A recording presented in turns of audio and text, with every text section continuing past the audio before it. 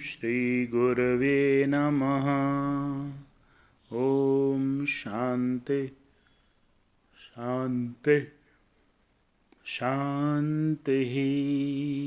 ध्यानमूलं गुरुमूर्ति, पूजामूलं गुरुपदं, मन्त्रमूलं गुरुर्वाक्यं, मोक्षमूलं गुरुः कृपा।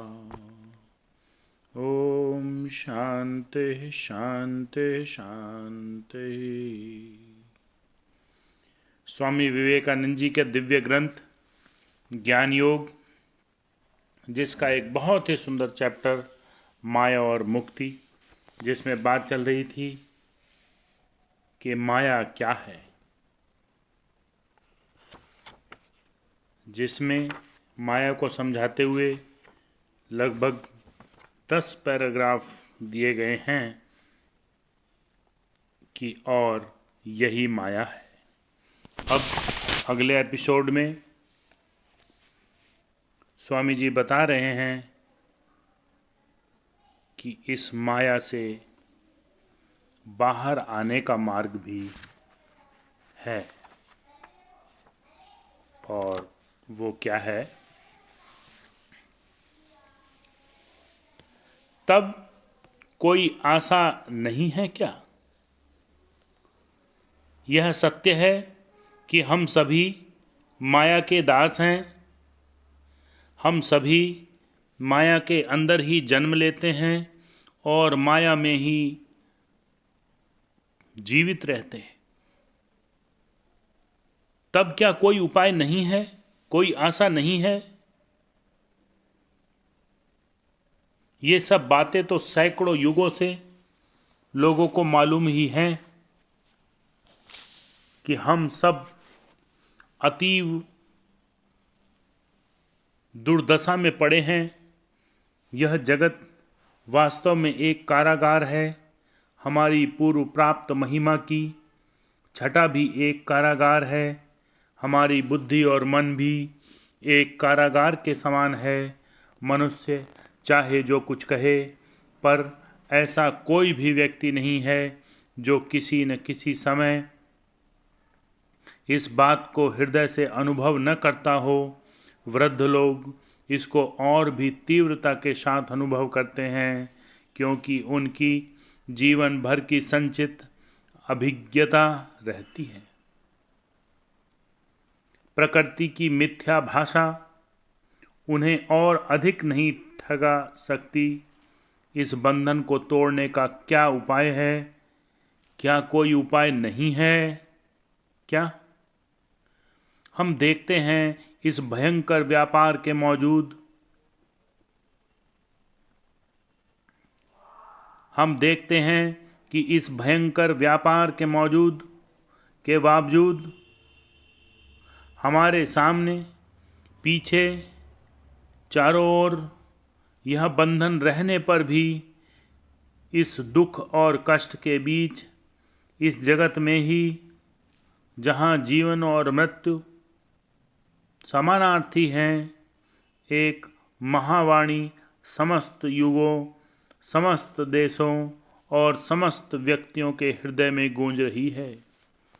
दैवी ही ऐशा गुणमयी मम माया दुरत्याः माम एव ये प्रतिपद्यन्ते माया मायाम एताम तरन्ति ते। मेरी यह देवी, मेरी यह दैवी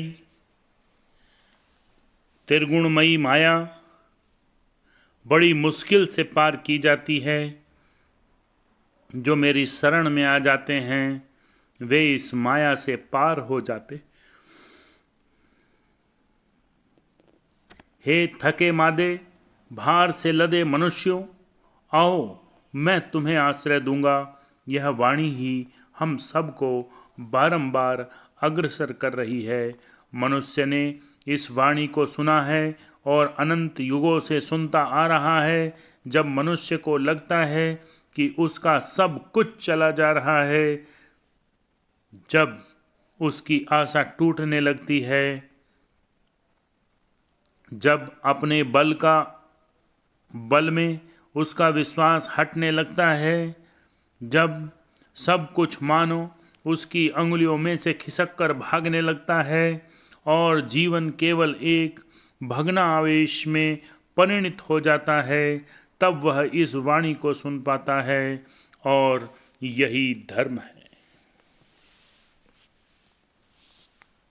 अतएव एक ओर तो यह अभयवाणी है कि यह समस्त कुछ नहीं, केवल माया है, और साथ ही यह आशाप्रद वाक्य कि माया से बाहर जाने का भी मार्ग है। और दूसरी ओर हमारे सांसारिक लोग कहते हैं धर्म दर्शन ये सब व्यर्थ की वस्तुएं लेकर दिमाग खराब मत करो, दुनिया में रहो।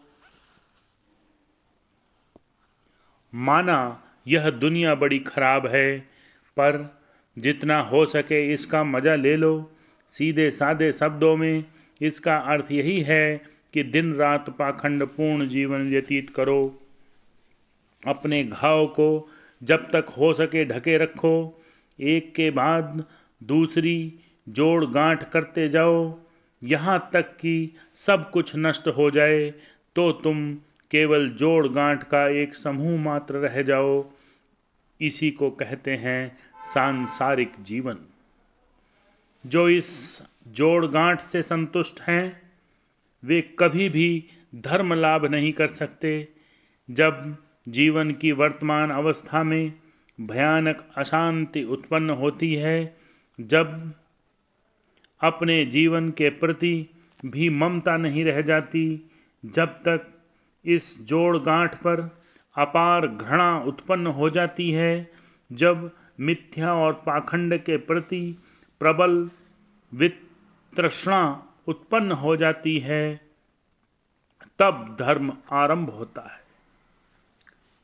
भगवान बुद्ध ने बोधि वृक्ष के नीचे बैठकर दृढ़ स्वर से जो बात कही थी, उसे जो अपने रोम रोम से बोल सकता है, वही वास्तविक धार्मिक होने योग्य है। संसारी होने की इच्छा उसके भी हृदय में बार बार उत्पन्न हुई थी।